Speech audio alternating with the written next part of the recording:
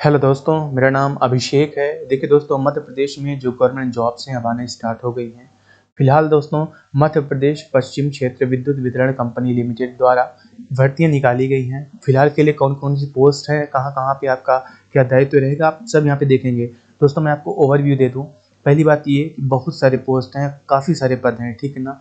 1000 से ज़्यादा हैं, 2000 से ज़्यादा पोस्ट हैं, लेकिन श्रेणीवार से बांटा गया है, तो आप अपने साथ देखिएगा।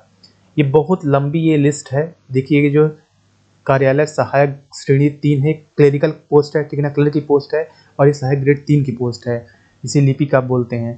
तो फिलहाल के लिए यहाँ पे जो 70% सॉरी, ये जो 87% और जो 13% है, ये बता रहा है कि ये आपका जो आरक्षण है ओबीसी वाला मुद्दा, ठीक है ना, वो अभी लटका हुआ है। इसके क्लियर होते ही ये वाली लिस्ट क्लियर की जाएगी, बकाया इसके लिए भर्ती जारी रहेगी।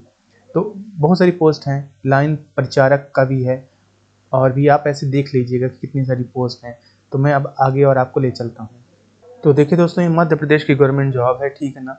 भले ये पब्लिक सेक्टर अंडरटेकिंग जैसा है, क्योंकि ये एक बिजली कंपनी की है। फिर इसके जो क्वालिफिकेशंस हैं, जो सैलरीज वगैरह हैं, पूरा का पूरा एमपी गवर्नमेंट के हिसाब से ही रहेगा।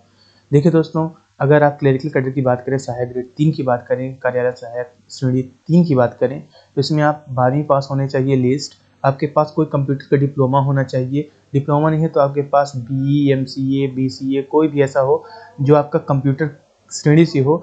लेकिन ऐसा नहीं कि अगर आपने बीएससी सीएस की, बीएससी सीएस ना होकर बीएससी बीकॉम कोई किया है और कंप्यूटर लेकर एक सब्जेक्ट है, तो आपका नहीं मान्य रहेगा, ठीक है ना। उसके अलावा दोस्तों आपका क्या है कि सीपीसीटी होना चाहिए। फिलहाल देखिएगा, जो मेरा डिपार्टमेंट था पब्लिक प्रोसिक्यूशन, उसमें टाइपिंग में हिंदी और इंग्लिश दोनों मांगा था। लेकिन ये जो डिपार्टमेंट ये जो भर्ती कर रहा है, तो इसमें केवल हिंदी टाइपिंग मांग रहा है। आपका जो सीपीसीटी है, कंप्यूटर दक्षता के साथ, मतलब आप पास होने चाहिए और साथ में आपकी हिंदी टाइपिंग होनी चाहिए। तो दोस्तों बहुत अच्छी पोस्ट है, लाइन परिचारक की है। इसका भी आप क्वालिफिकेशन देख लीजिए। मुझे इसका ज़्यादा आइडिया नहीं है, ठीक है ना। आप पॉज करके देखते रहिएगा, या फिर आप ये जो नोटिफिकेशन अच्छे से आप पढ़िएगा। सुरक्षा उप निरीक्षक प्रशिक्षु ये एक है, तो आप इसमें क्वालिफिकेशन देख लीजिए। और कनिष्ठ अभियंता है। बहुत सारी ऐसी पोस्ट हैं। दोस्तों वीडियो लंबी ना हो इसलिए मैं आपको जल्दी जल्दी बता रहा हूँ। बहुत सारी पोस्ट हैं, आप कौन से में फॉल कर रहे हैं, क्या आपके पास क्वालिफिकेशन है, आप देख लीजिए। दोस्तों दूसरी बात ये कि यहाँ पे आप क्वालिफिकेशन देखने के बाद देखिए आपको चीज़ें ज़्यादा आ रही हैं। अगर आपके पास क्वालिफिकेशंस हैं तो आप हायर ग्रेड पे से कम ग्रेड पे की तरफ जाइएगा। तो सबसे पहले हम एज की बात कर लें कि 1 जनवरी 2024 से आपकी एज गणना की जाएगी। 18 साल आपकी लीस्ट एज होनी चाहिए, अधिकतम 45। यहाँ पे 45 इनके लिए है जो ऑलरेडी वर्क कर रहे हैं और जो रिजर्व कैटेगरी है, ठीक है ना।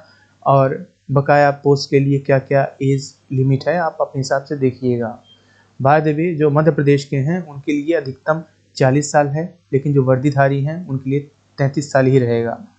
और अगर कोई ऑलरेडी वर्किंग है या फिर रिजर्व के हैं, ठीक है ना, तो उनका 45 साल एज लिमिट रहेगा। देखिए दोस्तों, जो इसका चयन है, जो भर्ती है, तो वो कंप्यूटर पे 100 नंबरों का एक पेपर होगा, जिसमें एक प्रश्न 1 अंक का रहेगा, और इसी के आधार पे जो मेरिट बनेगी उसी के आधार पर सिलेक्शन होगा। कुछ पदों के लिए कुछ फिजिकल भी है, लाइक लाइन परिचारक और सुरक्षा उप निरीक्षक, इन सब के लिए जो एग्ज़ाम सेंटर रहेगा वो मध्य प्रदेश में रहेगा। मेनली जो ज़िले हैं वहाँ हो सकता है। देखिए दोस्तों, जो फीस है तो अनरिजर्व के लिए जो जनरल हैं हम लोग हैं उनके लिए 1200 है, बकाया के लिए 600 है, ठीक है ना। ईडब्ल्यूएस के लिए भी 600 है, आप इसे देखते रहिएगा। साथ ही साथ देखिए दोस्तों, यहाँ पे है क्या कि जो डेट्स हैं, 24 से आपका फॉर्म भरना स्टार्ट होगा, और कब तक रहेगा ये 23/1/25 तक रहेगा। मतलब 24 दिसंबर से फॉर्म भरना स्टार्ट होगा, तो 23 जनवरी 25 तक ये स्टार्ट रहेगा, मतलब चलता रहेगा। पेमेंट देखिएगा बहुत अच्छी है। देखिए दोस्तों, मैं पूरा ये जो नोटिफिकेशन मैंने देखा, यहाँ पे कहीं भी स्टाइपेंड की बात नहीं कही गई है, बल्कि जो आपकी ट्रेनिंग पीरियड है 6 महीने की रहेगी, 6 माह की रहेगी। प्रोबेशन पीरियड बल्कि आपका परीक्षा अवधि 3 साल का है। और लेकिन जो आपका न्यूनतम वेतन है वो 6 माह के बाद ही आई थिंक ये मिलने लगेगा, या फिर स्टार्टिंग से मिलने लगेगा। यहाँ पे कोई क्लेरिफिकेशन नहीं है। तो बहुत अच्छी पोस्ट हैं दोस्तों, और खासकर मैं सहायक ग्रेड 3 में खुद हूँ, दूसरी डिपार्टमेंट में, एमपी गवर्नमेंट में, तो मैं इसके बारे में बेहतर तरीके से बता पाऊँगा। देखिए दोस्तों, यहाँ पे जो बॉन्ड की बात है ना, तो आपको इतना जमा नहीं करना है कि 1,50,000 आपको देना है, बल्कि 500 का जो स्टाम्प रहेगा उसमें आपको बताना है, ठीक है ना, बॉन्ड भरना है कि आप जो भी है, जो आप इतने वक्त आपको करना है, जो भी यहाँ पे आपको बातें सामने आएंगी, ठीक है ना। तो ये आपको देना नहीं है, बल्कि इसका बॉन्ड आपको बनाना है। अब कुछ ज़्यादा यहाँ पे बोलने को है नहीं। एनपीएस में सभी एम्प्लॉयज़ फॉल करेंगे। दोस्तों ये भी स्टेट गवर्नमेंट की जॉब है और ये 3 साल के लिए परीक्षावधि रहेगी।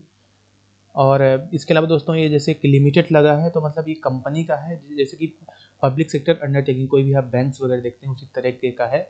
लेकिन ये एमपी गवर्नमेंट की तरह ही पूरा आपका पे स्ट्रक्चर वगैरह है, सब कुछ एमपी गवर्नमेंट की तरह ही है। तो दोस्तों कोई भी अपडेट होगी मैं लाता रहूँगा। अगर आप मन में कोई भी डाउट हो आप हमसे पूछिएगा।